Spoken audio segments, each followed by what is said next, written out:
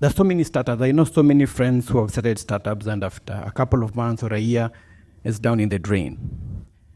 So how do you advise these so-called startups from different spectrum for them to move from this phase to that now phase where they're consistent, they're able to make those margins, they want now to upscale, now they come to you for advice? What kind of advice can you give them? Because maybe you've done everything. You've done your governance structure, you have the team, you have a board, you do everything. So how do you move now to the next level?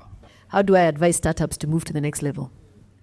Personally, I don't deal with startups because they are very, very complex.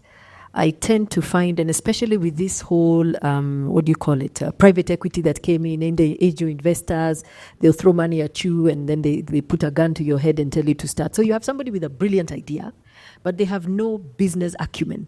So, I come up with a great app, and it will help delivery improve, and they can prove it, but now they don't anchor it on a real business.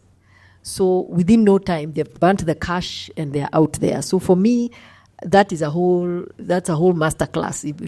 To be honest, if I were to advise any of these people, I think they need to be given cash, and they need to be given a strong mentorship programs and strong people with business acumen. So I should not expect a startup to actually know it.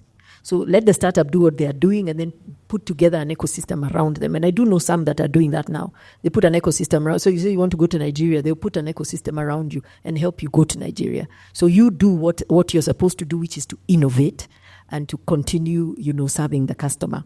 So for me, that's what I would do. I would build ecosystems around them, because you're putting too much pressure on a young person to come up with the idea and then know the business acumen, understand the market. There's a lot that goes into business. So for me, that is personally how I would do it.